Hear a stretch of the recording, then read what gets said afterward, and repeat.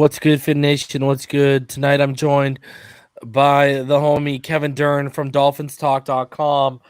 You know him from some of the panels we had. He's been on by himself. Pretty regular guest, friend of the show. Kevin, how you doing, man? It's been quite the tumultuous week as a Dolphin fan. Yeah, you said it. I'm doing as best I can for being 1-5. It's nice to be able to take a break from school and talk a little football. So I'm as excited as I can be to kind of get into it. Man, you know what the crazy thing is? Who would have thought that 21 years later, the Jacksonville Jaguars would be giving us problems with our quarterback again? I mean, Everyone remembers the last game Marino played. Now, that was my 14th birthday. Bro, that was the first game my stepfather ever watched with me. and that was the display that they put on anyways. And now 21 years later, you got this tough loss in London. I don't care what anyone says. Tua Tagovailoa played Trevor Lawrence, and it wasn't Tua Tagovailoa's fault why we lost this game. Let's start off with this game because people forget that again, guys, follow Kevin. He has a great podcast on DolphinsTalk.com. You can follow him on.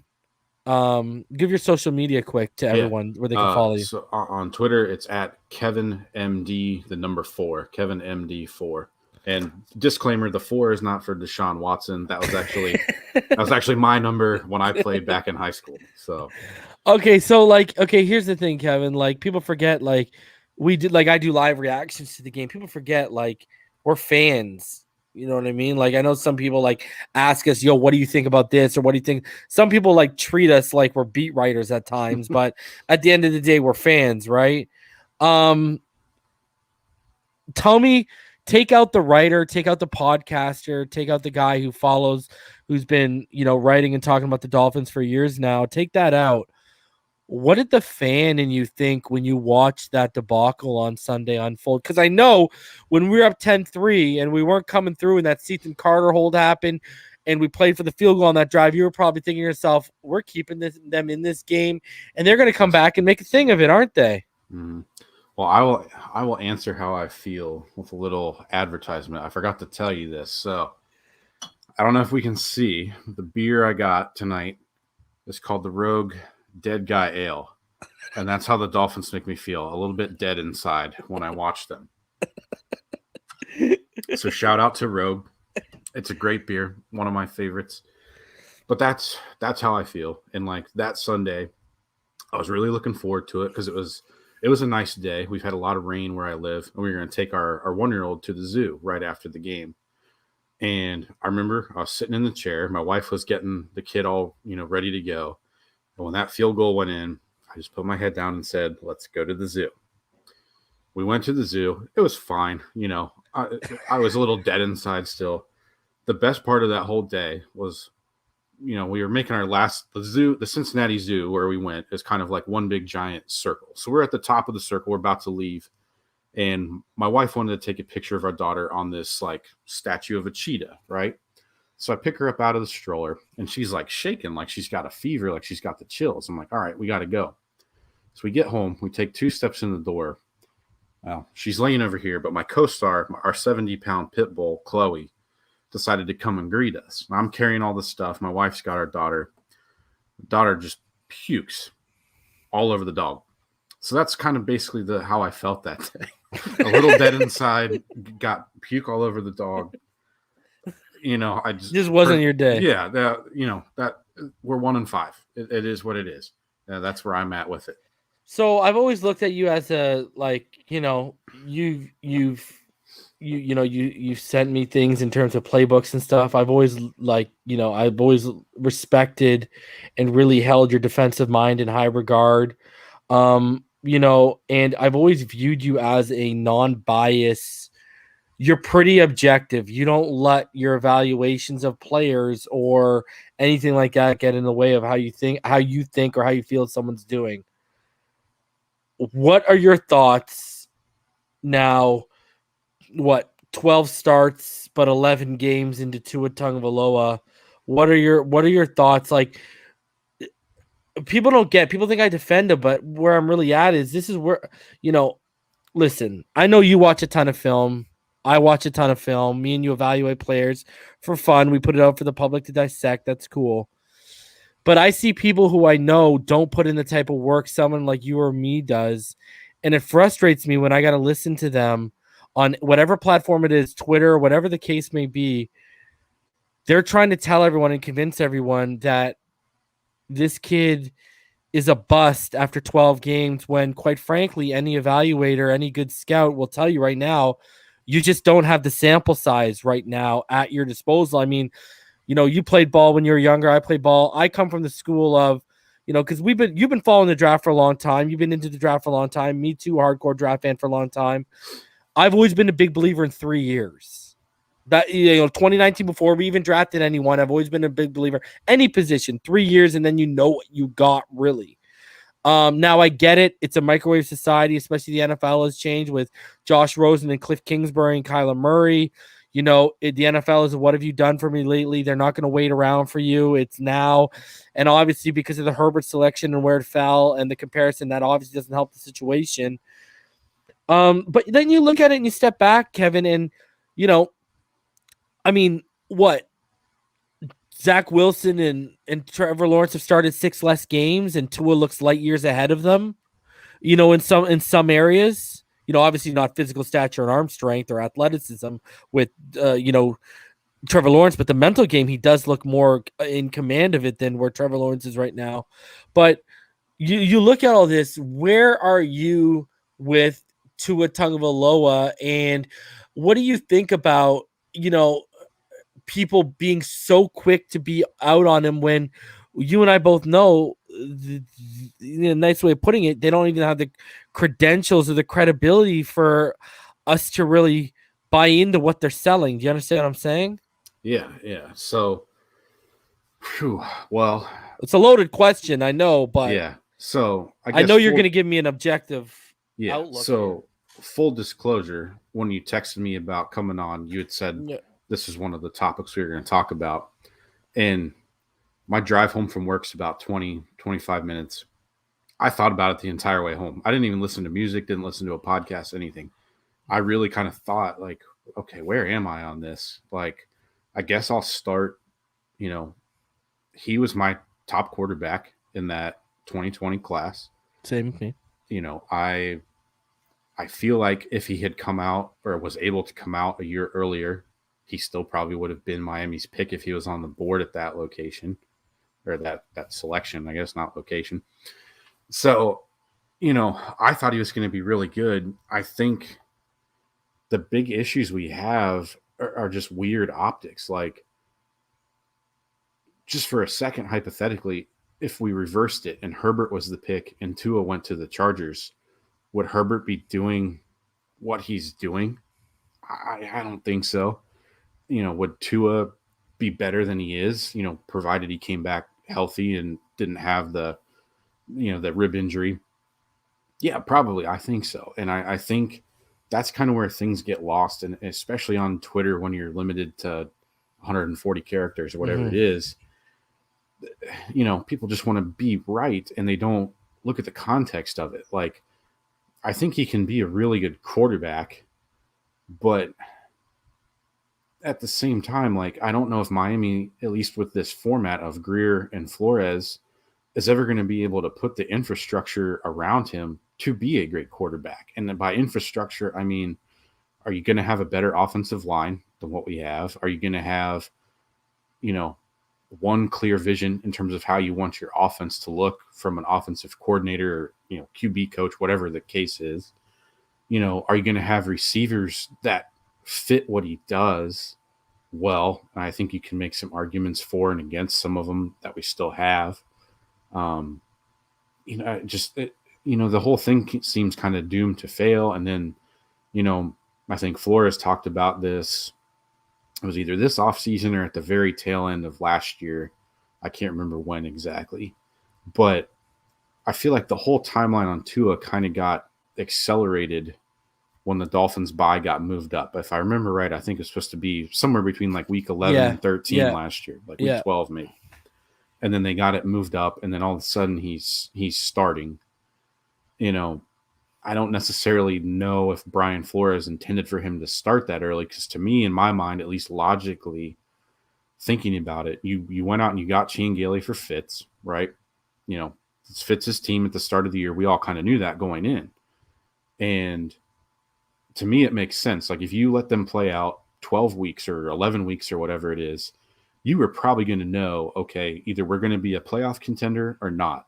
And I think last year the AFC had 7 teams with 11 wins or more, which is why Miami missed it. You know, I think if Tua had maybe gotten the chance to wait, sort of a la Eli Manning, you know, back when he was the rookie with the Giants, when they had Kurt Warner, yeah.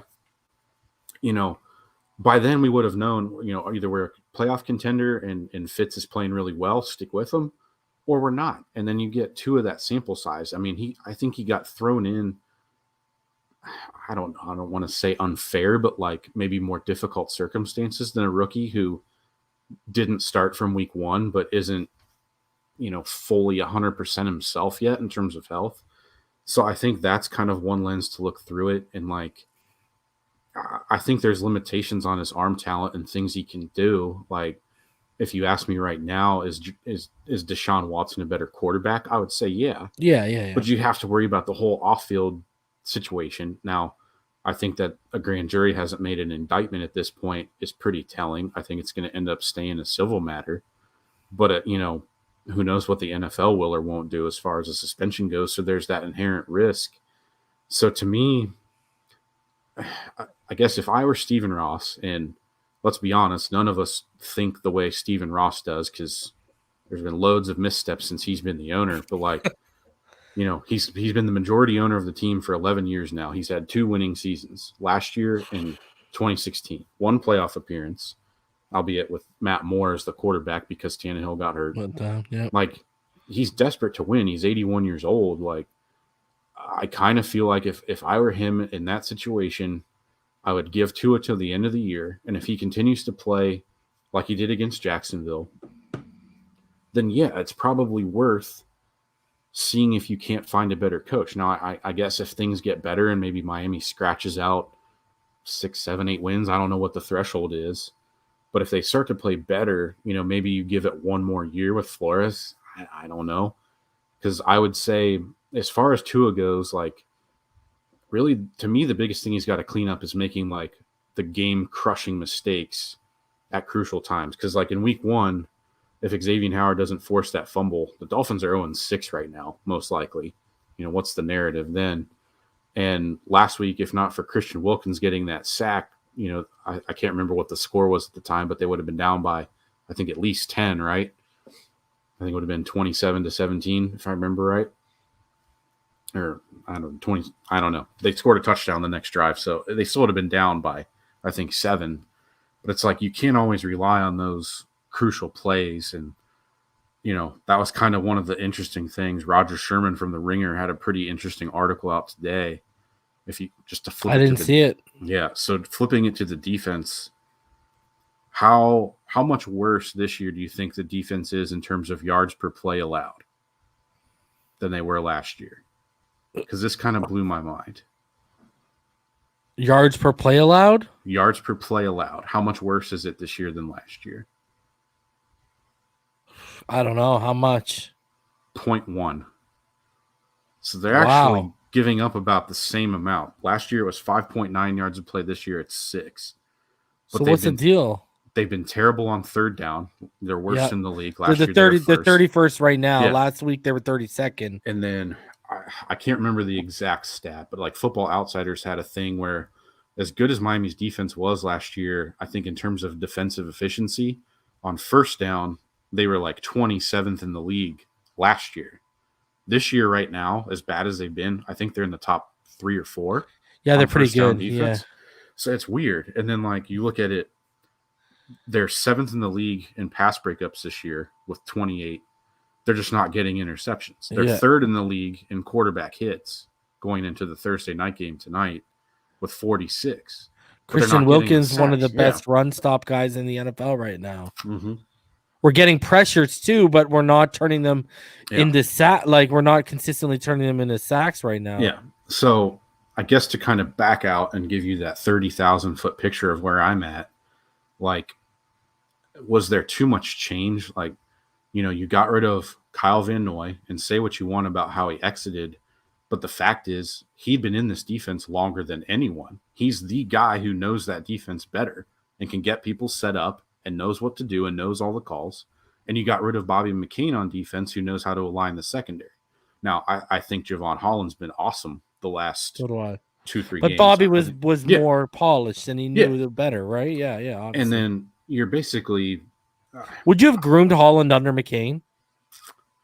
If it was financially possible, yeah. I think that would have been the smart play, but we know Miami's kind of a little hard up right now. Yeah. But I think if you look at it, I won't necessarily say in terms of snap counts, but like doing like for likes, Javon Holland replaced Bobby. Effectively, you added Jalen Phillips on as an edge player, which is mostly what Van Noy did. Both of those guys missed big chunks of camp and preseason, so they're still a little behind the 8 ball by the time week 1 rolls around. And through preseason in the first few weeks, they had a lot more responsibility on Jalen Phillips' plate than they have.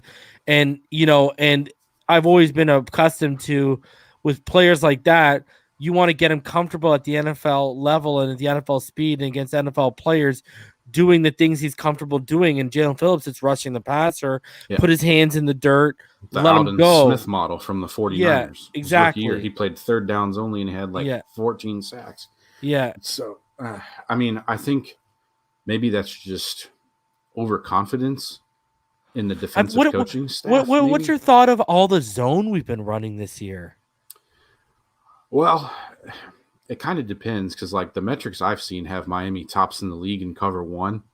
I think the zone stuff mostly came in last week, because you didn't have X and Byron. So, like, I think Needham and Coleman probably could have played more man-to-man and done just fine. But the thing that I actually made a thread about this a week or two ago. I've done so much freaking accounting homework this week, I don't even remember. But, like, last year, kind of really the first game where the defense clicked was week 5 against San Francisco. And that was the first time they actually mixed up coverages. They ran a lot of 6 and 6 buzz with Byron Jones. They did some crazy stuff with Jerome Baker on Kittle. I know everyone credits Eric Rowe, but they did a lot of different stuff that week. We kind of saw that a little bit minus X and Byron. So have they really been able to run the full playbook yet? Like, we hadn't really seen the cover 0 package until this week. Yeah. We haven't really seen a bunch of the disguised coverages until this week, like the play where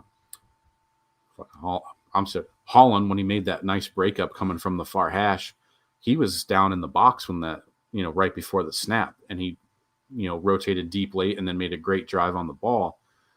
I think just by the law of averages, we're going to start to see the defense get better, unless there's like a wave of injuries, just because I think at this point they're kind of able to really fully expand on some things. But, back to Tua, your original question, I think if you go back to Alabama, this is his 5th offensive coordinator in 5 years. So he's never had that continuity. I question whether some of the concepts Miami's running are suited for him. The offensive line is bad. It just have you noticed how congested routes have been at times too? Yeah, and I think the big thing with me there is after 2019, Carl Durrell got hired by the University of Colorado and took that job. He was an alumni. He played there. I think who's the receivers coach? Josh Grizzard. Yeah. Was he ready to make that type of a jump? I think he should be fired for how he's allowed them to utilize Jalen Waddle. I think it's an absolute joke that here's my thing. Okay, let's go to the coaching staff for a sec. We've played teams that have shown you the blueprint on how to use players in terms of Jalen Waddle. I mean, shout out to Topher for the $9.99 donation. I mean, let's step back for a sec here. You played Henry Ruggs. They gave you a blueprint of how you could be successful with running Jalen Waddle, okay?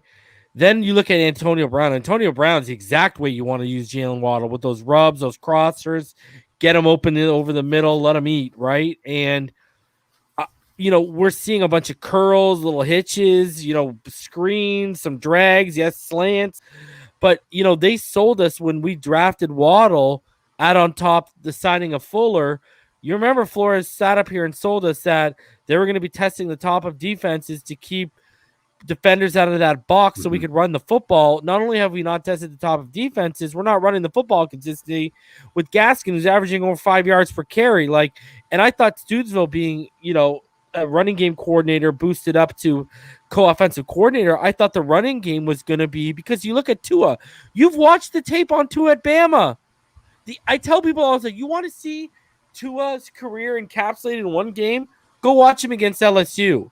The first half, running game non-existent. Everything Tua throw a whole bunch of times. Second half, they install Najee, start running the football. Tua looks light years better and clearly outplays Joe Burrow in that second half. If not for a Jerry Jeudy drop, they win that game. All right. So, I mean, he's always been the way, the RPO, the play action, everything's predicated off that run. And we're not doing a good enough job of committing to that run. And you look at this coaching staff, the offensive line, they're just starting to get it together. But Austin Jackson, I mean, show me what Robert Jones has. I mean, I think Lemuel Jean-Pierre needs to be evaluated too. And that, again, is a Flores guy directly. I mean, you look at the coaching, we got position coaches that I think should be out the door. Like, I think Grizzard, Lemuel Jean-Pierre, and our linebacker coach should be out the door. All right. I think the linebacking core and the offensive line is nowhere near where it needs to be for this team to actually make a legitimate playoff run if they were to make the playoffs. And I think a lot of this falls down to Brian Flores because, Lemuel Jean-Pierre, he was made an assistant when Steve Marshall was Chan Gailey's guy last year, right? So we're now seeing this is your guy. You know what I mean? Like, you look around this coaching staff, Kevin, it looks like daddy daycare, and Flores is the daddy. I mean, all these guys are young. Me and you look older than most of them, okay? Like, they're young, they're inexperienced. There's no one even around them where if you did want to move off from Grier, because let's be honest, if you're moving off from Grier, you're going to be moving off for Flores, because if you hire someone new, they're going to want their own guy, all right? And there's no one even on that staff you could use right now. Who, Charlie Fry? What, Boyer? Crossman? Yeah. You know what I mean? So I look at this coaching staff. They're just as inexperienced as the roster they're fielding. He's got no one experienced to lean on. Yeah. We got, this offensive line is struggling. Who's the experienced guy they can lean on? Jesse Davis, bro? Well, it's a lot to tackle, but I'll try and do it here. So as far as the coaching staff goes, I've hinted at this on my own podcast a couple times. Jim Caldwell had the health issues. That was kind of that would have been the guy, Kevin. The guy. So he's gone. I can't Kevin, talk. Why did Pep Hamilton not want to come here? Why did Canada want to come here? Why did Tony Elliott not want to get promoted from OC in Clemson? Yeah. So I can't speak fully to this, and I've hinted at this a couple times on my own show. There are some circumstances that'll come out eventually about why Miami ended up getting rid of Chad O'Shea. And I think the catering to fits with Chan Gailey and then how that basically ended and how we kind of magically had Tua inserted. I think there's some maybe antenna raised throughout the league about like what's really actually going on. Was that a Brian Flores decision? Was that Chris Grier? Was that someone from above pushing down on the scales? How desirable was the Dolphins job? To be honest, I would have loved to seen the master list of candidates that didn't want interviewed for this job, So I think a little bit, you look at all these young guys, maybe Flores wants to be the grand overlord of it. Maybe that's part of it because we've heard he's not. That's what I've heard. For. The other part of it is, because of, let's call it circumstances, maybe some manufactured by Flo, maybe some not. What names are actually interested in the role in the first place? I mean, looking at the team from the outside perspective, like before the draft, your best running back was Myles Gaskin. Was that anything more than a flash in the pan? You'd only seen the sample size of Tua that we saw. Devontae Parker's been injured pretty much every year other than 2019. Gesicki, I think, is the most consistent weapon they had until they drafted Waddle. So, how desirable is that for an OC who's probably wanting to become a head coach? How desirable is the job in the first place? And then I think, too, for whatever reason, kind of going back to Jalen Waddle, the first part, we saw in the preseason game against Atlanta, he was getting screens. He got the 2 jet sweep or push passes, whatever you want to call it, got those. Well, they ran that once with Jakeem Grant against Indy, and it got absolutely blown up. They've never even tried it again. I think with Jacoby Brissett, people's assholes puckered up tighter than a snare drum, to borrow a famous movie line. And they've just been conservative to be conservative is really my thing. Like, other than the Tampa Bay game, when have they really tried to throw down the field? Like, I don't remember who had it, and I don't know how accurate it is, but I'll take it at face value.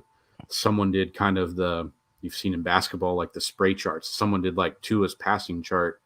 I think there were only 4 attempts, that went above 20 yards in the Jacksonville game, and I think only one was caught. I think the other one was the penalty, the OPI on Hollins, maybe. But which was a beautiful throw, man. Yeah. So I think there's just a whole, we'll call it a quagmire of issues kind of built on top of the other, one another. And with Flores being a defensive-minded guy, special teams is, where he got his start. Maybe that's insurmountable to him, as far as finding the right candidate to come in. I don't know. Maybe he got a great list and no one wanted it. Maybe he's got a terrible list and we're just, reaping what we sowed here. So I don't know. I think if he stays as the head coach, he's got to find an experienced offensive coordinator, to come in and do things that maybe can be here for more than a year. Because I don't know that Gailey was ever planning on coming back for more than a year. At the same point, though, if they go belly up this year, I think you have to seriously evaluate Flores. And if you fire him, it's justified. But for me, I think he's probably the best X's and O's guy we've had in here since Saban, at least in terms of defense anyway. So I guess I'm a little worried if they, do they throw the baby out with the bathwater, so to speak, in terms of Flores, or does Ross just go full nuclear and get rid of everybody? And, what happens then? Because really, where are we at with the Ross playbook? Like, he's already hired offensive guys before for Tannehill. You know what he's never done, though, right? He's never done a full cleansing of the front office. Like, Grier is still. Can I ask you something? Mm-hmm. And then I want to bring something else up here. Okay, Grier's been around for like 20 years, right? He's been through all the different regime changes. You look at how they've been drafting the offensive line through that time. Is it safe to say there's been philosophical or fundamental philosophy? There's been either philosophical or fundamental things they've looked for in players and how they've gone about scouting in terms of, like, I look for these certain things, like I live by this guy's philosophy, or I look for these things when I'm scouting. Do you think there's something do you think there's like, how do I word this properly? Do you think there's something ingrained in terms of with the offensive line and how they've been drafting? Because other than Laramie Tunsil falling in their lap under the Gase era, they haven't, that's been where a lot of resources have gone, even beyond the Flores era. And it's been very spotty and hit or miss since Grier's been in the organization, let alone in a position to make draft picks. Yeah. So I guess maybe just backing up, I started following the draft pretty heavily in 2004. Yeah. Really, for my money, the best offensive line that the Dolphins have had was the one in 2009. And, is it a coincidence that Tony Sperano was the head coach, a former O-line coach? Yeah. And really from that point, I don't remember what Chris Grier's role was at the time without looking it up, but the best picks they've had were the 3 picks that were consensus top players at their positions: Jake Long, Mike Pouncey, Tunsil. Like, aside from that, I guess Vernon Carey in 04 was the top right tackle. aside from those 4 guys, though, who have they really drafted that's like been impressive and panned out? Like, I'm scratching my head. I guess Jawan James, but that was Dennis Hickey's call straight up. Robert Hunt, I think he's looking better at guard, but the first 3 weeks of the season weren't very good. Because there's also a crap show around him too, right? Like, but you've spent a first-round pick and a second-round pick on the same draft on, what were your pair of tackles a year ago. Now they're both at guard. Like, I guess there's some philosophical differences between, like, the offense that Chad O'Shea wanted to run with the Patriots, where you're doing a lot of pulling and power and gap scheme stuff. And then all of a sudden they decided, we got to be really massive on the interior with, Karras was a big guy for a center. Kinley, I guess Jesse Davis was big, but like, and the other thing with Jesse Davis, he played with Lemuel Jean-Pierre in Seattle. I hope there's not nepotism keeping Jesse Davis in the lineup. There has to be at this point. Or is it because Austin Jackson's been so bad they've had to move Liam back from right tackle to left just to fix that? Liam wasn't that good at right tackle either. No, but I think if they had maybe stayed the course and trained him to be that, we'd at least see some improvement by now. He kept having to flop back and forth between right tackle and left guard. And then, I was told by a couple people that when they did the scrimmage or the practices in Chicago, he met a guy named Akeem Hicks, and that experiment ended right quick. So, it's, I don't know, like whoever's been scouting the offensive linemen for them, like I remember that Pete Thamel article that came out in 2018 about their 2017 draft process, but that was a pretty defensive heavy draft for the wide 9, but like Isaac Asiata, people loved. But if you watched his college tape, it was one spectacular play with just shit around it the rest of the game. Like, I think it was, who's the backup center for the Cowboys? Looney. He was a D tackle in college and just straight worked Isaac Asiata. Like, he's an offensive lineman now in the NFL. Like, whoever's been doing the scouting has got to go. They've got to be replaced. And that's why I think you need a full cleanse, because you need a whole new scouting department. You need new thoughts and new culture built there. But one of my mods, Irving, he sent me a thread from 2019 that Travis Wingfield wrote, and it was all about in 2019 when he was with Locked On, and it was about it was all just about how the thought process back then was basically, and I'm paraphrasing, but Chris Grier was, a glorified scout. Travis questioned whether he'd even be back in 2020 because of how much say Flores had in personnel. Fast forward to when we were getting shellacked against the Bills in the second half, Barry Jackson tweeted out that, hey, I see a lot of people are giving Grier grief for the personnel in this team and how it's built, but you have to give it to Flores as well, because he has just as much say in personnel, and Grier even defers to Flores at times. So if they're doing bad, give them both grief. If they're doing good, praise both of them.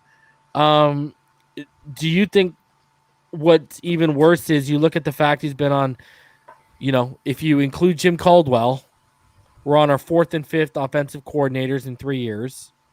We are on yet another, if you include Patrick Flaherty, the guy they fired after 4 training camp sessions in 2019 when he told them Dieter wasn't ready. How right he was. And he was one of our more experienced coaches on the staff. We are on our 4th offensive line coach, and it's a rookie as well. When you look at how this is all setting up in terms of the staff, but also with personnel that Travis Wingfield and both Barry Jackson have hinted that goes down in terms of Flores' influence, do you think it's not good for Brian Flores heading in?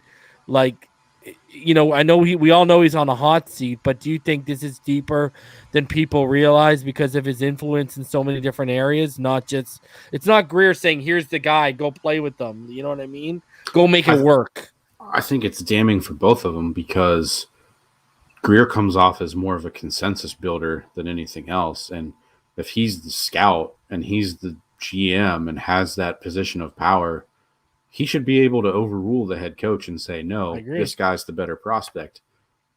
There's nothing in any time I've ever heard Chris Grier speak, that indicates to me that he's going to have that backbone to do that, especially against someone like Flores.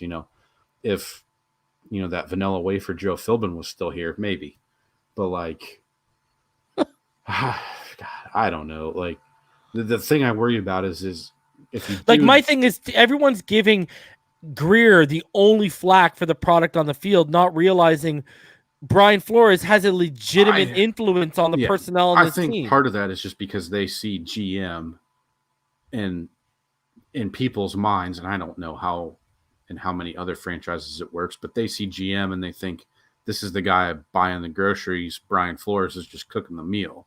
It's not the case in Miami. And like, I guess I haven't made up my mind yet about what I would do, but like, my worry is if we go to the full cleanse and you get rid of them both, and Steve Ross has already put out there, I want a Super Bowl quick before I leave this earth. What kind of candidates are we getting? Like, do we have to reach into college and try and go after like Lincoln Riley or Harbaugh? I don't think Harbaugh's moving anywhere. Ross is a Michigan guy. He wants him right where he's at. So I don't know. But this is his baby, and that's a guy who's taken teams to the Super Bowl before. So yeah, he's also the biggest donor in Michigan's history. So he's got two babies in this. But like, at what point, we've tried the offensive route. Now we've tried a defensive route. Like, to me, the only thing left he hasn't done is to bring in someone who's coached before, which leads me right back to Doug Peterson. Like, oh, you like Doug Peterson, eh? I'm not saying I like him. I'm just saying that's. What about if we trade for Watson, Bill O'Brien? No. As just the head coach. No. Just the head coach. No. I don't. I mean, so you don't like Bieniemy with Kafka as his offensive coordinator, or Dabble with Dorsey as his offensive coordinator? Well, because I know everyone loves Joe Brady, and to be honest with you, I'm actually, if I'm going first time head coach, I'm taking Bieniemy or Dabble over. So, okay, this is me, and I guess just try this on for size because I haven't told this to anybody. So let's say that Tua plays well, the team still stinks. At least Flores is gone. We don't know about Grier. To me, the one coach that I would want to look at if I'm going to keep Tua in place would be Joe Lombardi, the Chargers offensive coordinator. And the reason why is because other than 2014 and 15, when he was with the Detroit as their offensive coordinator, he was around New Orleans and Drew Brees that entire time. So if you're looking at a quarterback who, number one, shares physical traits with Tua. Oh, I like this idea. Has some arm limitations that are pretty comparable to Tua, but not saying Drew Brees was ever like a great scrambler. Tua throws let's be honest. Tua has more zip and more velocity than Drew Brees, though. But neither of them are guys you're ever going to confuse with no, of course, Aaron Herbert Rodgers, or Allen or whatever. Yeah. Or even in terms of running the ball, you're probably never going to confuse either of them for Rodgers. Certainly not Lamar Jackson or Russell Wilson or anybody like that. Drew Brees knew how to maneuver in the pocket. Yeah. He knew how to scramble. And look at the focus. Look at the offensive line they built with Armstead and Ramchuk. Right. And I remember Sean Payton. I remember watching an interview, and he had a famous quote. He's like, "I like my guards and centers to have mass and ass," because he wanted that. Mm-hmm. Cesar Ruiz, and what's his face? The center, McCoy. Jari Evans back in the day. They had that real big guy who started out in Tampa Bay and came over who was 360. They've always been able to form that pocket for Brees to kind of step up and maneuver around when he needed to. Yeah. So to me, if you're going to hire a first-time coach again, Joe Lombardi's kind of where I love. I love this. He's the grandson. I'm on board. He's the grandson of Vince Lombardi, so maybe coaching runs in the family. There genes. You go. I like this. This is fantastic because I like. You know what this is? I like this idea. I never even thought about this because the other guy I like, but I only liked him as an offensive coordinator, was I thought the move for us to make this offseason was Pep Hamilton, because I truly think and I don't need your opinion on this. I'm just telling you what I think. Mm-hmm. I don't know whether it's because of the color of his skin or whatever, but he's a quarterback whisperer. Don't tell me no Adam Gase. Pep Hamilton, with what he did with Andrew Luck in Stanford, what he did with Andrew Luck in that offense when he was the OC in Indianapolis. They were top 5 offense. Chargers last year. What he did with the Chargers last year, and look at that game Davis Mills had against Belichick in that defense. If Mills isn't the reason they lost that game, and that's again Pep Hamilton's work. I think that guy was the move because I think under him, you would have truly got the answer, even with things falling around, if Tua is the guy or not. I think he would have got the most out of him with the current situation. Yeah, and that's my biggest fear with Tua is not that he's going to be a bust or whether he's the guy. Oh, he's going to be successful if he goes somewhere else. It's going to be Alex Smith all over again. I'm telling you right now. My fear is that we get in the same cycle that we were stuck in with Tannehill. Like, you look at it. 7 years. Mm-hmm. And I say 3. So, but you look at it, and this kind of plays back into the whole overarching philosophy with the offensive line. Joe Philbin had come from working with Aaron Rodgers. They never established a run game, but yet Joe Philbin also wanted to draft Derek Carr. If people remember correctly, he wanted to be off Tannehill quite early. But wasn't there some kind of crazy stat where the Dolphins were like 25-5 under Philbin when they ran the ball 25 times or more with Tannehill? But they never made that part of the offense. Even Gase had come from Denver and all those high-flying passing attacks with Peyton Manning. Tannehill's not the mental guy. It was just that unicorn year with the Jai when they ran the ball. But they figured it out. If Adam Gase had been able to figure out, okay, Tannehill's not a throw at 45-plus times a game guy. If we can build a running game and he can be a downfield play-action guy, we can do something. And I feel like that's kind of where we're at with Tua is, Chan Gailey's offense certainly wasn't the best suited for him. Whatever we've seen this year, if there's more to it, who knows? But you know what Dante said to me, Kevin? He messages me. He's like, I don't consider myself like any offensive savant or whatever. He's like, but the fact that I can sit here and say to myself, this is one of the most simplistic offenses and more simpler than what we saw last year at Gailey is really worrisome to me. And I'm like, yup. It's sad, and I think they've just gone super conservative. Really at this point, the only hope I have is maybe George Gottsy's finally got full control. He does. From what I've been told, he does have full control now. So, I mean, he's had that for a couple weeks, though, from what I understand. So, I thought he called pretty good games against Tampa and Jacksonville. Those were games. It was just him for those, from what I understand.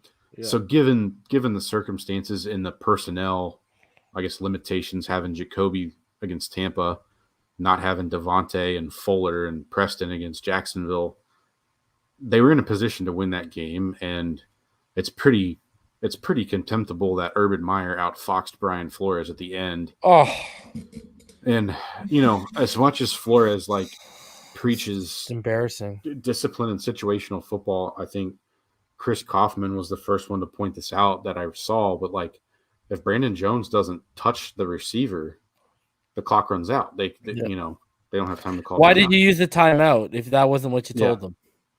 So it's, but then I thought back to the Miami Miracle. Flores was the D coordinator and put Gronkowski on the field. There's only 3 quarterbacks in the league who could have thrown it from where Miami was to the end zone. Tannehill's not one of them.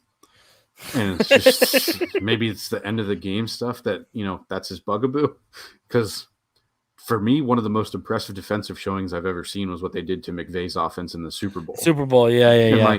But also no Gurley, right? Yeah.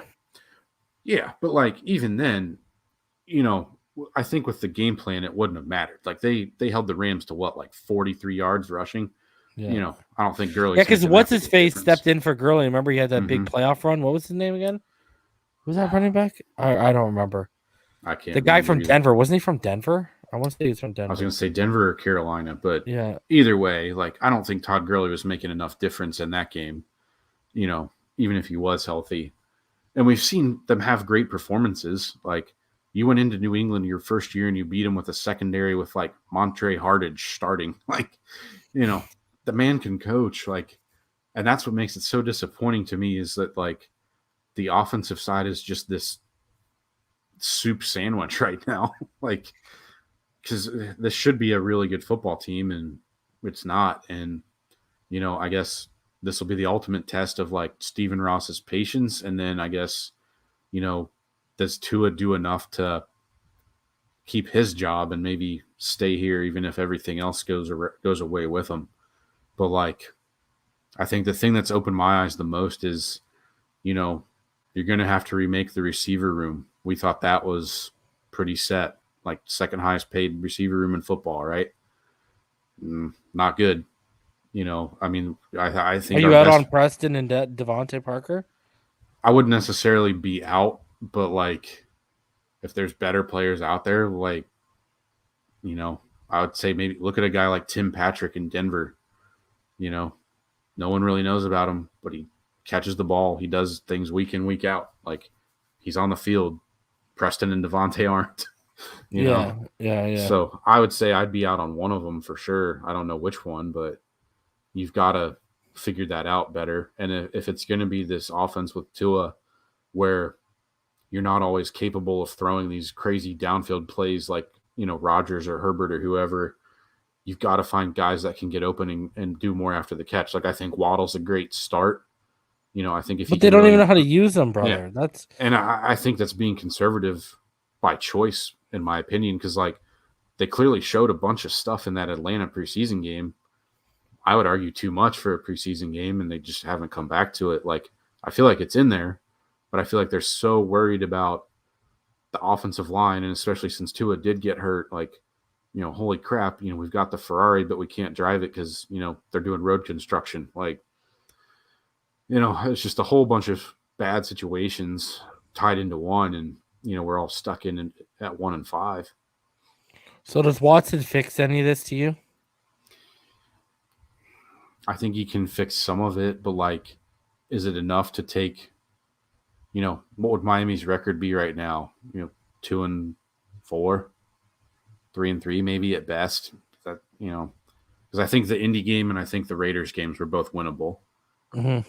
So, sorry, I needed one more. And you believe the Jags game was winnable too, right? Yeah, absolutely. So maybe they're 4-2. But like, even if Tua had played, I think we'd be 3-3.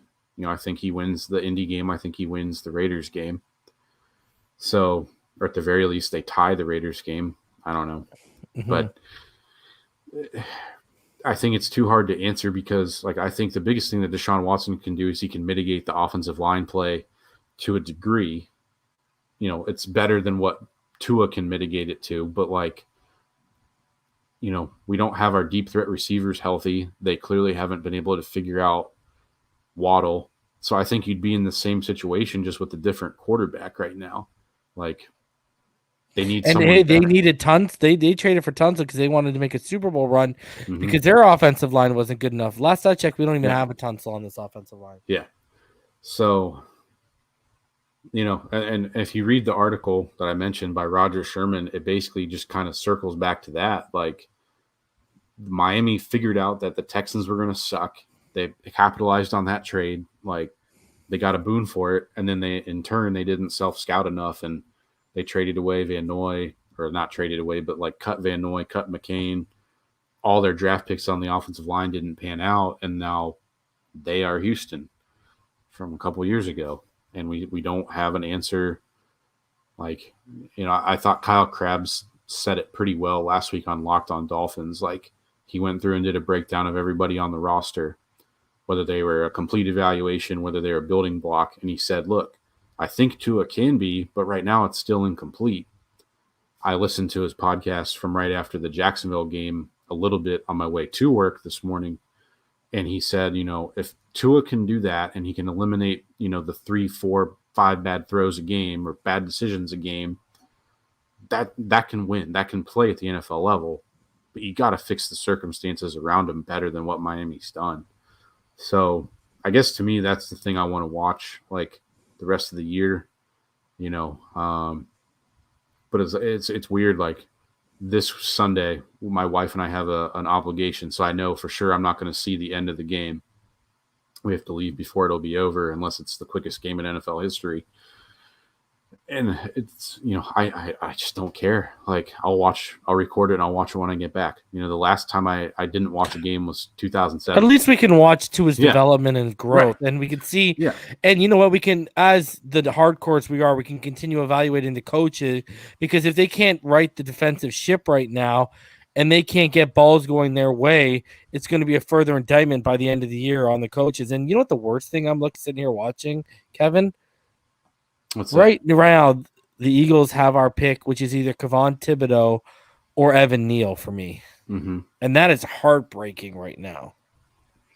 I think the good news is I think our other pick from San Francisco would still be in the top 10. So it's not, it sucks. But then I think about this, like we've had so many first rounders,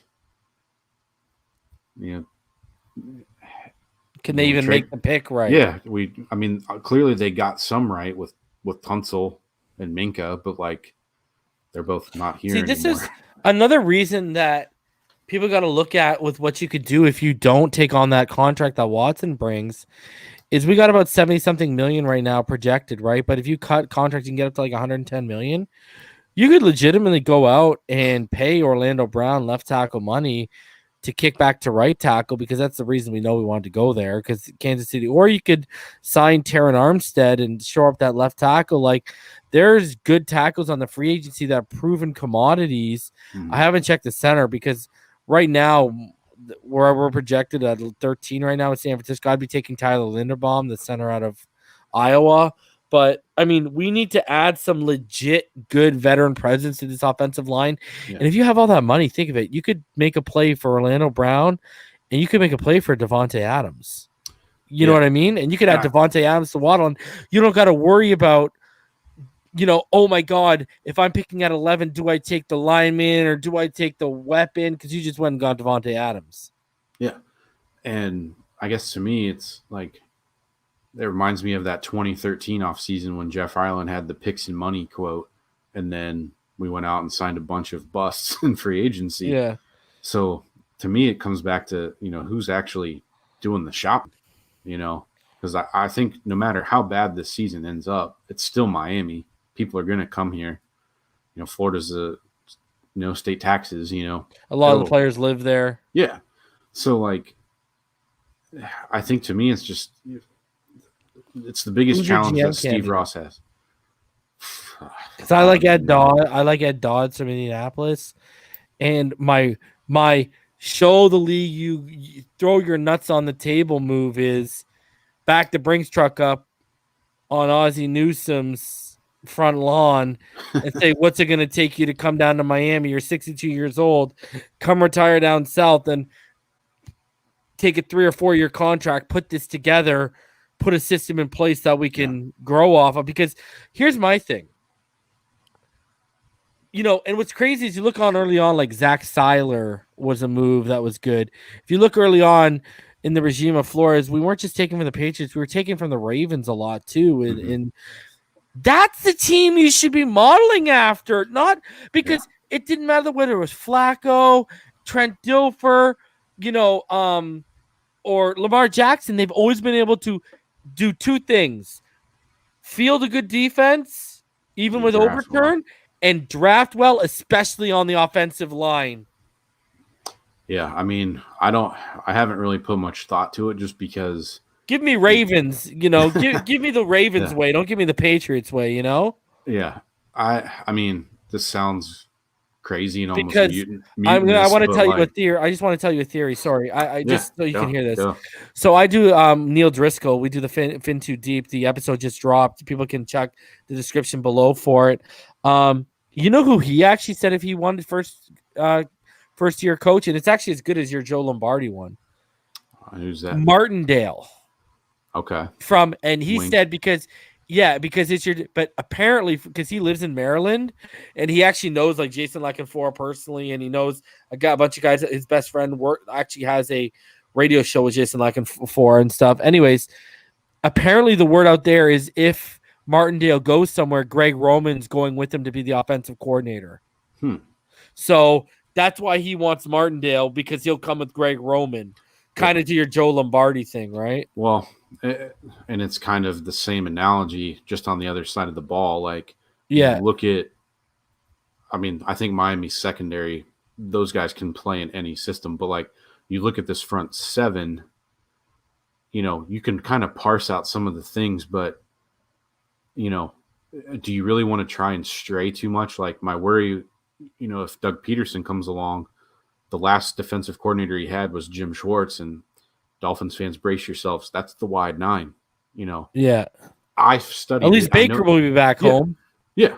So, like, I've studied that defense. It can be really good if you have the right personnel. Miami's going to have to take a blowtorch to most of that front seven to get the right personnel. So, like, do you really want to swing the pendulum that far on defense too? Sorry, St. Michael. I just got to answer a question. Yeah. Mike Vrabel. You're welcome. and I think the reason why Vrabel works, I've said this. Let me know what you think about this. Derrick Henry. Yeah, I know, but I also think it's because he's a player who played in that system, and so he understands players' frustrations with the iron fist thing. So he took all the concepts and the coaching sponge, but he comes from a player standpoint of, we hear whether it's the Lions, whether it's now the rumors with the Dolphins. The whole iron fist thing don't work when you're not winning. The whole Belichick, I'm the alpha, I run the show, does not work unless you're putting W's on the board. So, yeah, but I think that's why Mike Vrabel works. And yes, Derrick Henry's a huge part too. Yeah. So, like, with the Martindale thing, Greg Roman's done some good things for quarterbacks in the league. Like, you can look at that. I think it allows you to play a defense that's pretty similar in terms of the front seven.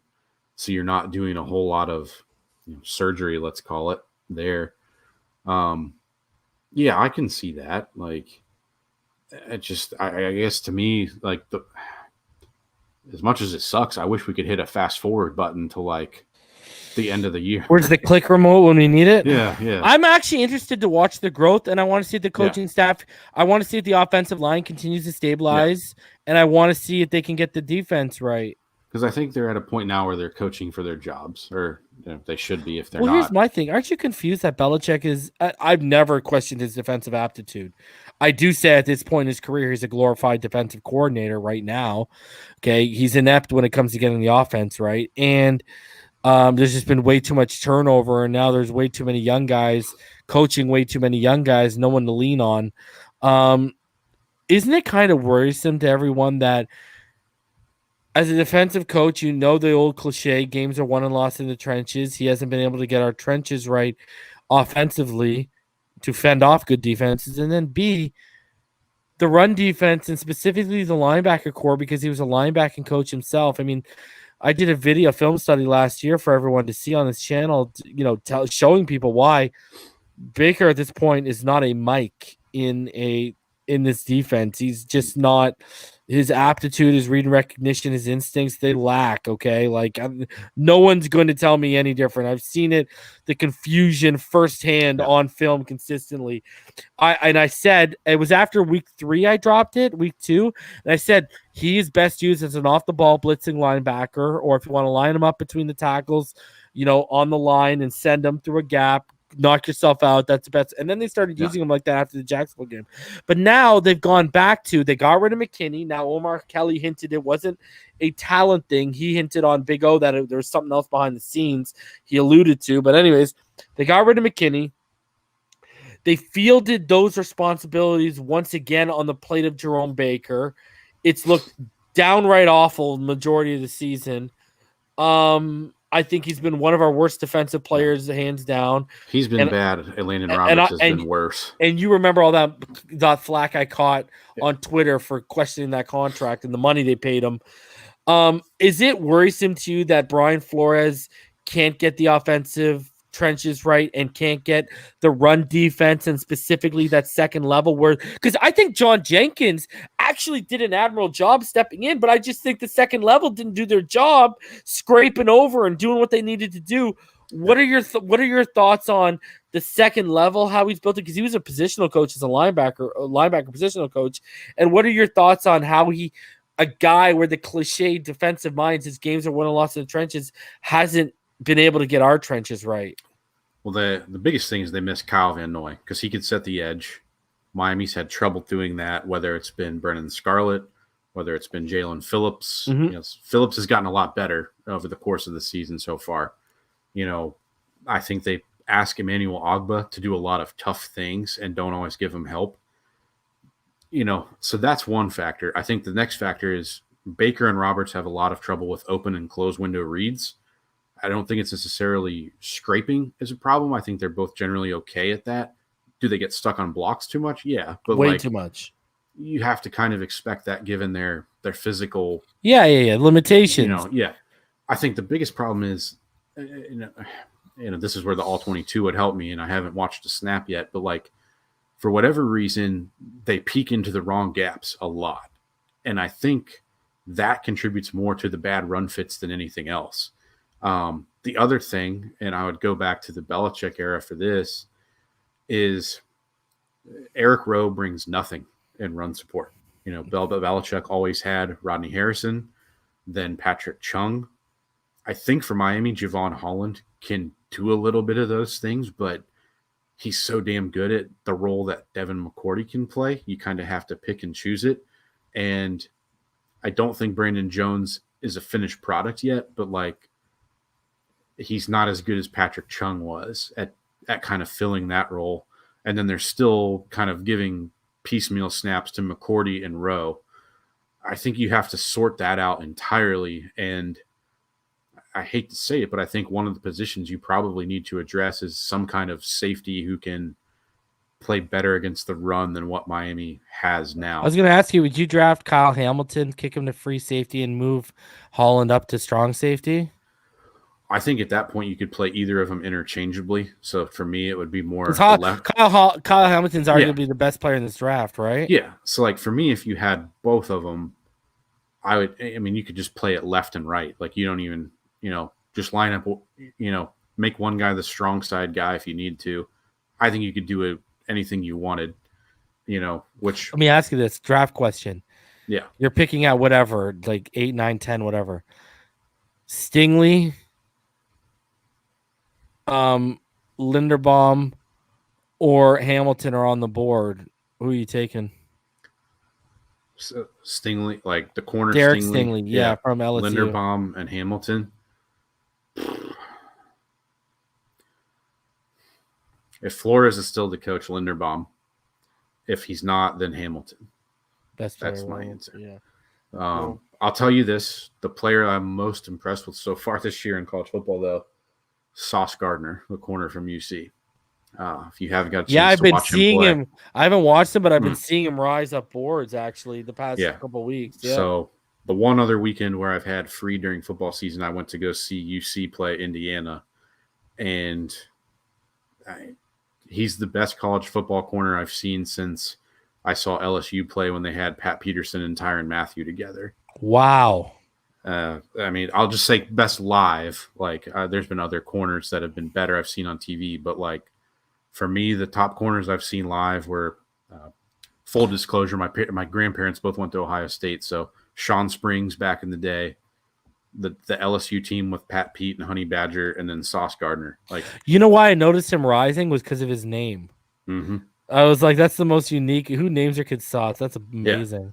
Yeah. And I believe that's his given name, I think. So it's, I don't know. He's not going to test better than Stingley or Andrew Booth, I don't think. But if you were a cover 3 heavy team like Seattle or somebody, Jesus, that guy's going to be good for you. And he is good. Neither here nor there. But so we want to go. I know we're going to talk for about an hour. Let's get some final thoughts. Yeah, we can go a little more if you want. Okay, let's do it. So all right. So what does your gut tell you? Do you think they make the move? And I've been telling people, the thing that I don't like about this is it's from a place of desperation. It's to save asses. I feel like if they had this team's best interest in hand, they would have made this trade when Tua went down or when, during the off season. We've been dealing with this for 9 months. What does your gut tell you? Do you think this trade is going to happen? That's a tough one right off the bat. I think it's clear that not everybody in the building is a Tua believer. you know,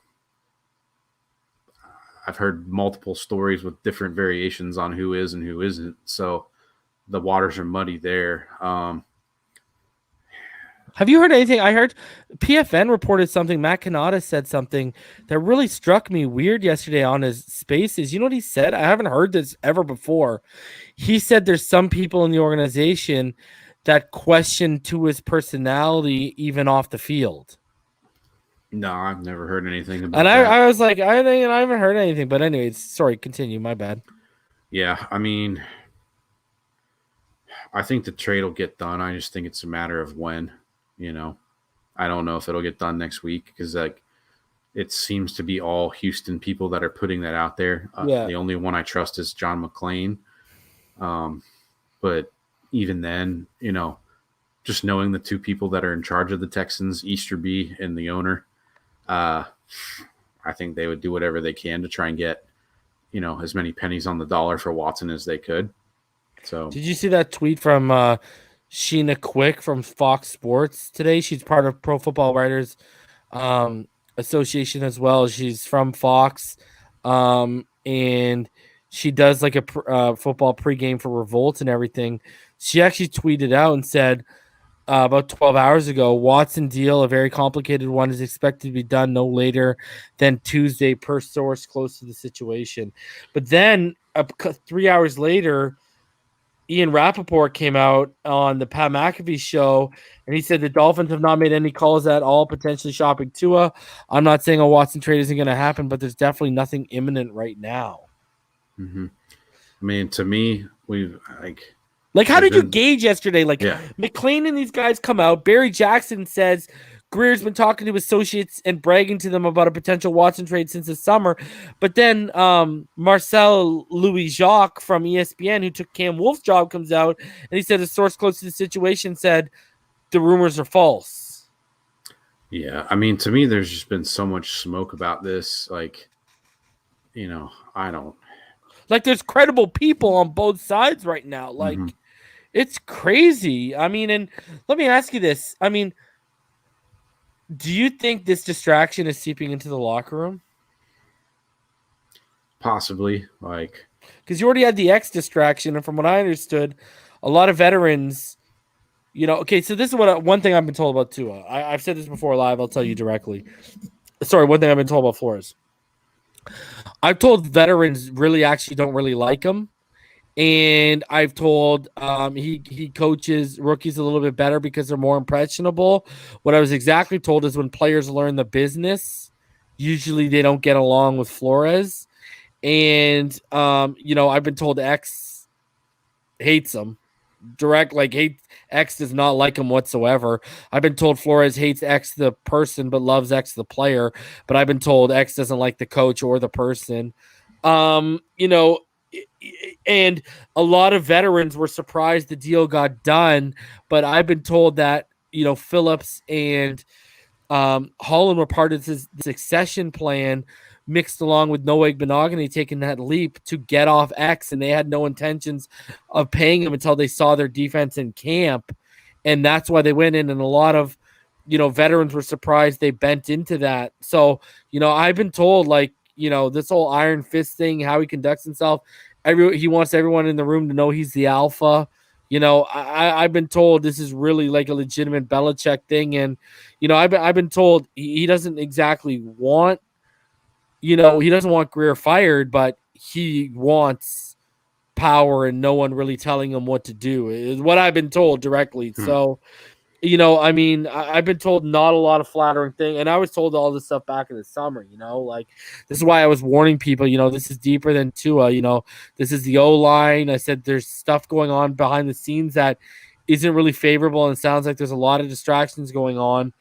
And lo and behold, here we are. That would jive with the very first lock-in forward thing. Cause he talked about, I think it was potential coaches that could get fired.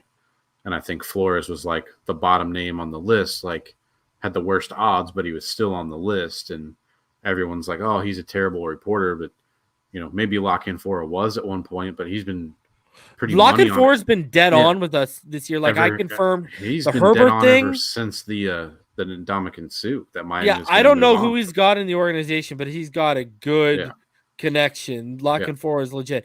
And I'll tell you one thing. Lock and Four has been consistently telling my friend, my co-host, my good friend Neil Driscoll that Tua's going to be a Dolphin. Watson's going to be a Dolphin. He's been consistent on that theme, steady, and he has not wavered. Now, he's just been consistent that he thinks it'll happen in the offseason.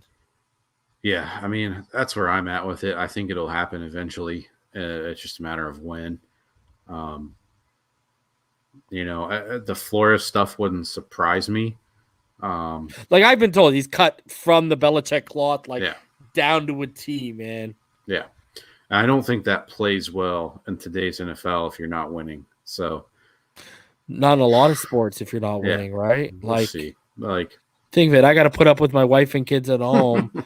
This is my escape. This is my job, and now I got to put up with you. You know what I mean? So, because what it is. You played sports. You got to find that fine line towards, being a dickhead and having their best interest in mind in terms of pushing them, right? Yeah. You got to find that fine line, and we've seen signs. I mean, look at the music he played for Kenny Stills when X was coming out playing Kanye. Wait till I get my money right.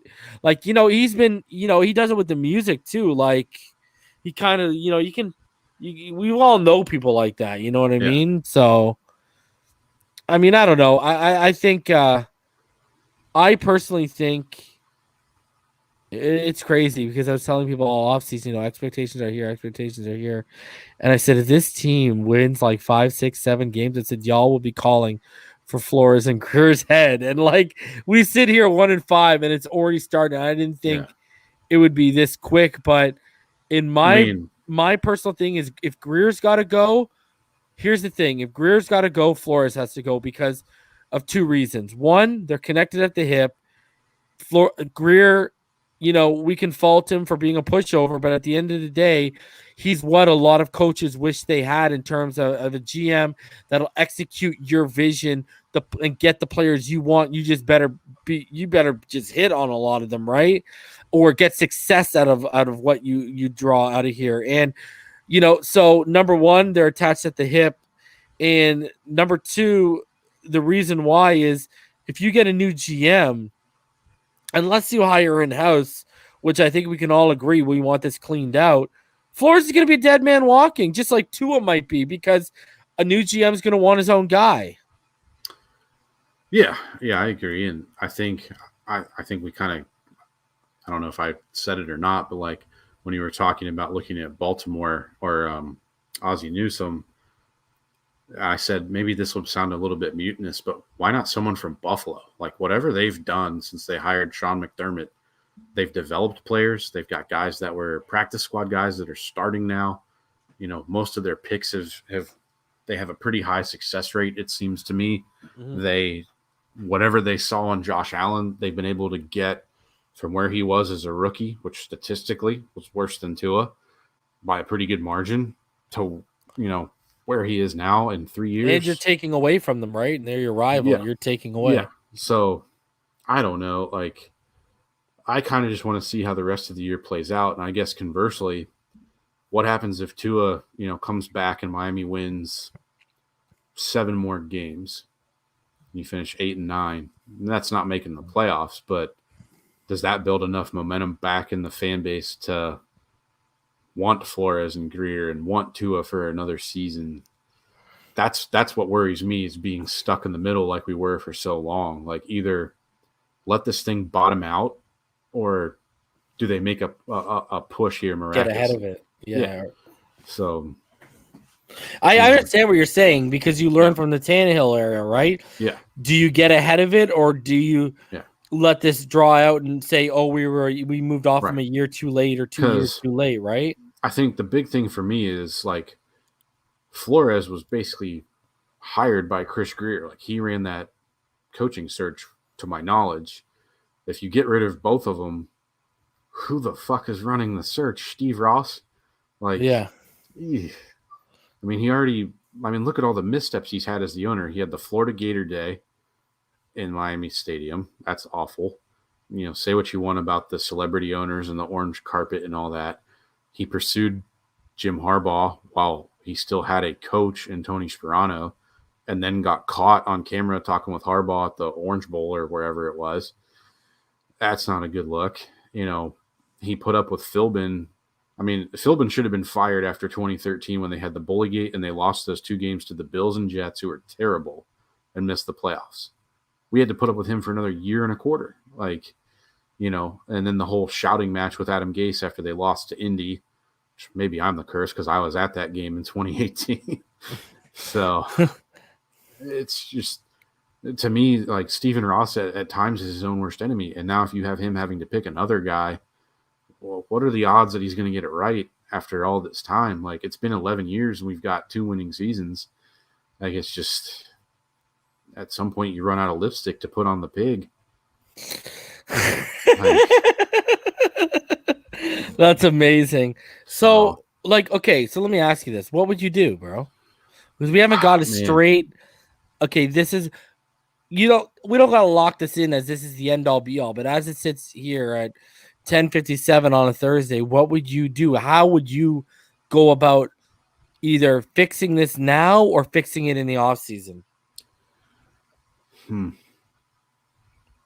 I think the whole thing, you got to wait till the off season to fix it, because if you start firing people now and you start, with Flores, does anything get any better with, who's in charge at this point? If you get rid of Flores, who's in charge of the football operations? Godsey? How much more shit slips through the cracks on offense, and, how much more punishment does Tua take because of that? There's residual effects if you remove Flores now, I think. At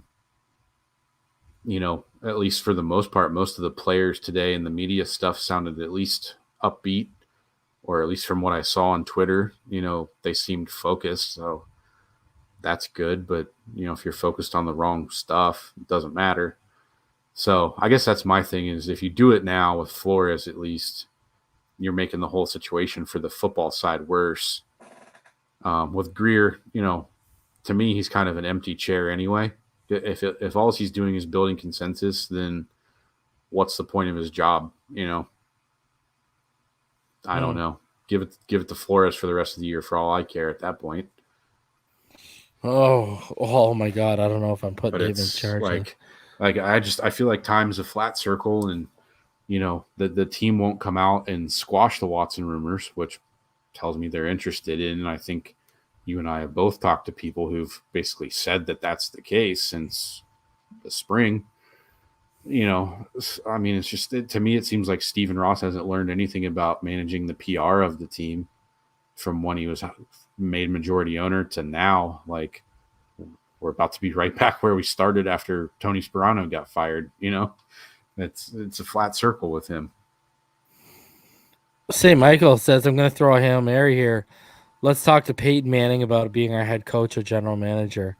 He was so high on Adam Gase. No. I know, eh? Yeah, he's the reason why we hired Adam Gase. Yeah. You bring up a good point. Who's going to lead that search? Because I know there's that consulting firm like Korn Ferry. Yeah, they do a lot of that. But at the end of the day, even if they give you 5 candidates, say one of them's the right guy, what are the odds that Stephen Ross is going to pick the one right guy out of the 5? Probably not good. He's going to pick whichever one says best in class most. And to me, that one sentence typifies his era of the Miami Dolphins, because they're best in class at everything but playing football under Stephen Ross. Are you of the mindset that? And the sad part is he's already got a succession plan. I know. That's what with Beal. Are you of the mindset that you'd rather just see what I was going to ask? Are you of the mindset of you'd rather just see what Beal gives us as an owner here, or what? At this point, yeah. I know Stephen Ross is a very smart man. You have to be to make that much money and be an architect and do all the things he's done. Maybe his football isn't your thing. Football's not his thing. I made the point. If he kept Tannenbaum around, though, we'd have Herbert. Yeah, and who else? But let me ask you this, because this is something you see debating all the time on Twitter with the Herbert stuff. And you're an X's and O's guy. You watch a ton of film. Let me ask you this. because I've had this argument over and over again. I think we don't have a Pep Hamilton last year. We had Robbie Brown. I think Anthony Lynn didn't get fired because of the offensive side of the ball. He got fired because of the defensive side of the ball. He's an offensive-minded coach. And game management. Yeah. I think that offensive line wasn't good for them last year, but they were better. They were better at pass blocking. They were at run blocking. Eckler missed a lot of time. They had, we don't have a Keenan Allen. We don't have a Mike Williams. Hell, we don't even use Mike Gesicki as good as they used Hunter Henry. All right. Last year. So, you look at the whole Herbert Tua thing. Do you think, I think it's kind of a nonsensical debate, because I know not just with quarterbacks, people need to understand, especially from us two draft guys, situation matters. Where you get drafted matters big. Doesn't matter what position you play. Look at Nate Solder, look at him in New England, go look at him in New York, right? So you look at all this. Do you think it's kind of a nonsensical argument? And like me, Dolphin fans need to get over it. They need to move on. You can't change it, because I don't think Herbert would have won the Rookie of the Year last year. And if he didn't break all those records, he wouldn't have beat Justin Jefferson. Mm-hmm. I don't think in this offense, and because of given how much Fitz started before they pulled him, I don't think Herbert would have broke those records. I don't think Herbert would be where he's at as a player right now. We didn't have a Pep Hamilton to help that transition. Do you think it's kind of a nonsensical debate right now for Dolphin fans to have? Yeah, in a way. And I think the other thing is when you're bigger, faster, stronger, and have a more powerful arm, you can kind of mitigate some of those circumstances a little better than what Tua can. So and let's not mince words. Herbert's bigger, faster, stronger, better athlete, better arm, right? We agree there.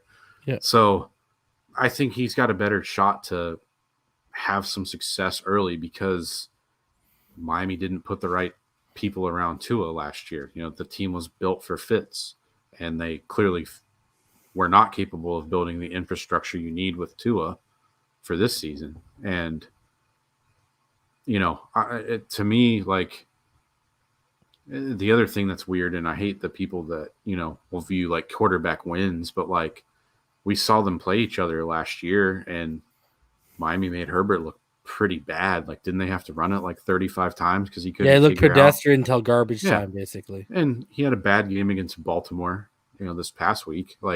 It happens, but Tua had 2 bad games last year. Everyone gets got sometimes, and to me, it's you can always play the coulda, woulda, shoulda game. If Herbert goes on to win 5 Super Bowls and becomes a Hall of Famer, yeah, we'll rue that day then, but it's too soon to tell right now. I just think that, to me right now, it seems like if you keep Chris Grier or keep Flores or whoever's doing the scouting, Miami's never going to be in a position to make it so that Tua can reach his fullest potential. That's where I look at it. Whereas let's say they do make a trade for Watson. If you trade Tua to Pittsburgh, for example, they've always been a team that's been able to find linemen. I think in the Mike Tomlin era, they found receivers galore. Yeah, I agree. Even the lesser known guys like Emmanuel Sanders started there. Mm-hmm. Nobody knew who the hell Antonio Brown was. Wasn't he a 5th round pick, I think? Martavis Bryant. They found guys and built that team. They built that line. To me, Tua would thrive in a situation like that, where you've got stability in the front office. For as long as I've been alive, the Pittsburgh Steelers have had 3 head coaches. That's it, So I just don't see that situation working. And, it's the fault of Flores and Grier, but aim higher. Stephen Ross is the one pulling the strings on the whole shebang. He hasn't gotten it right in 11 years. So I just don't see any reason it's going to get better. So for my mind, I'm not even going to debate Tua. I think Watson gives you a better chance to mitigate the circumstances that Stephen Ross is going to cook just based on his athletic ability. But then you still have to worry about the off-field stuff.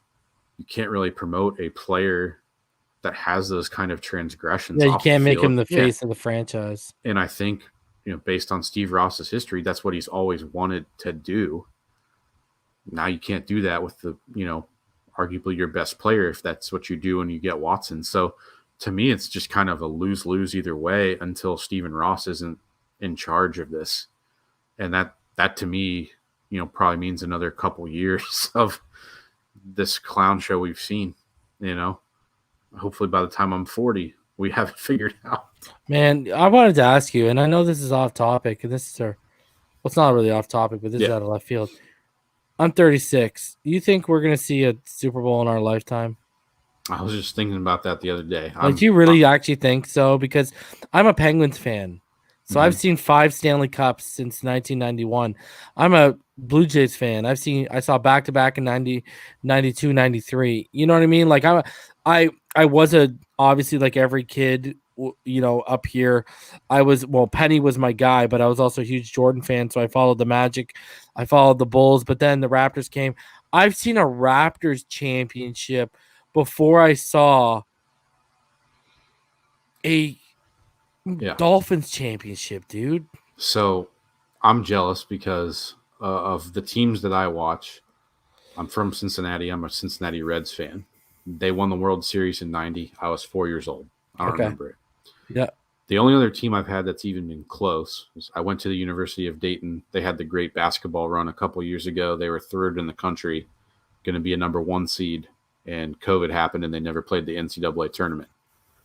The number 1 team in the college basketball that year was Kansas. Dayton almost beat them in the Maui Invitational.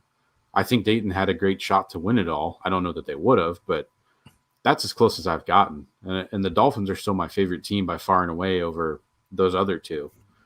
So I hope we do, but I don't think it's coming when Stephen Ross is in charge. He's put all the money in the world into this franchise. Live to 110, dude. Yeah, oh God. I haven't been to the facility, but I've been to 2 games down in Miami. I went to one in 2010, whatever year LeBron came to the Heat, because I went to their home opener. It was Sunday night against the Jets, and they introduced LeBron between the first and second quarters. And I grew up going to Bengals games with my dad at Riverfront Stadium. That place was a shithole. Hard Rock Stadium in 2010 was worse. The only stadium I've ever been in that's worse than that is whatever the hell they call where the Raiders played in Oakland, where the Oakland A's play now. That's the only stadium I've been in that was worse than the Dolphins Stadium in 2010. I went to a home game there in 2019. The place is a palace, man. I've been to Lucas Oil. It's nicer than that. I've been to Lambeau, which if you're a football fan and you haven't been to Lambeau, go. It's nicer than Lambeau Field. Bar none, it's the nicest stadium I've been to. I think the only one that would probably top it would be Jerry World, just because of the money he poured into that. They've done everything right off the field, and Stephen Ross just can't get it right on the field. And that's the point of owning a football team is winning, and we just can't do it.